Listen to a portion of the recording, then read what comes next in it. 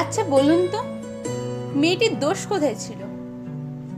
কেন তার উপরে মানুষরূপী হিংস্র জানোয়ারগুলো এত অত্যাচার করলো? সে মেয়ে বলে?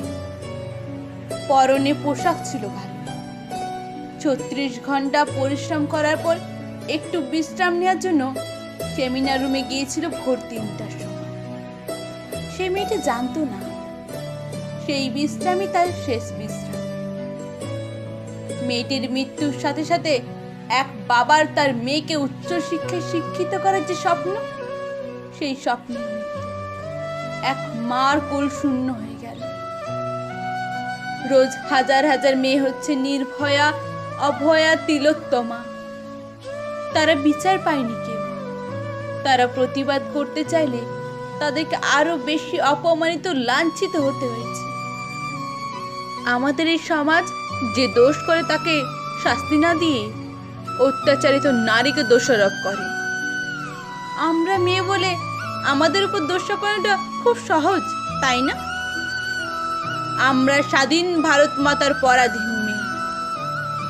এ কেমন স্বাধীন দেশ, যেখানে নারী সমাজকে প্রতি মুহূর্তে ভয়ে ভয়ে থাকতে হয়, যেখানে নারীদের ওপর নির্মমভাবে অত্যাচার করে মেরে ফেলা হয়?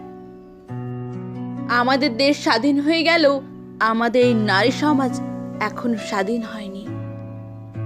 নারী তো পুরুষদের হাতের পুতুল, তাই না? যে সুরক্ষিত স্থানে শিশুরা 270 দিন থাকে, সেই স্থানকে কিছু কিছু পুরুষ তাদের জন্মগত অধিকার মনে করে থাকে। অত্যাচার, লাঞ্ছনা, কষ্ট, যন্ত্রণা, নীরবতা, রক্তপাত, এগুলো তো মেয়েদের অলংকার, তাই না? আমরা সবাই সোশ্যাল মিডিয়াতে লিখে থাকি, নারী তুমি শক্ত হও, কিন্তু কোনো মেয়ে রাস্তায় বিপদে পড়লে তাকে কি আমরা বলি না, শক্ত হও তুমি নারী, প্রতিবাদ করো? রাস্তায় কোনো ছেলে কোনো মেয়ের সাথে খারাপ ব্যবহার করলে আমরা গিয়ে ছেলেটিকে কষিয়ে একজন মারি না, মেয়েটিকে সাহায্য করি না, বরং তা আমরা এড়িয়ে চলি। কেন? সেটা আমাদের নিজেদের বাড়ির মেয়ে বা বোন নয় বলে? পৌরাণিক কাল থেকে নারীদের ওপর অত্যাচার চলে এসেছে। কেন? দ্রৌপদী, সীতার ওপর অত্যাচার করা হয়েছে, তাদেরকে অপমানিত করা হয়েছে। তারপর তেলেঙ্গানা, ছত্তিশগড়, দিল্লি, কলকাতার অনেক মেয়েকে হতে হয়েছে তিলোত্তমা। তারা বিচার পায়নি কেউ। তাদের আত্মা এখনো চিৎকার করে বলছে, বিচার চাই, বিচার চাই। মাথার ঘোমটা ছিঁড়ে ফেলো নারী, ভেঙে ফেলো শিকল। যে ঘোমটা তোমাকে করিয়াছে ভীরু, ওরাও সে আবরণ।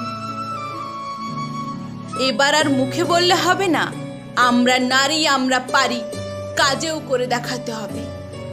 যখনই কেউ তোমার সাথে নোংরা ব্যবহার করবে বা নোংরা হাত দিয়ে তোমাকে স্পর্শ করবে, সেখান থেকে না পালিয়ে সেই নোংরা হাতটা তৎক্ষণাৎ দুমড়ে মুচড়ে দিতে হবে। সবাই চাই লক্ষ্মী, সরস্বতী, সতী, দুর্গা কালী কেউ চায় না, কারণ তারা যে প্রতিবাদী। এবার আর লক্ষ্মী নয়, দুর্গা কালী।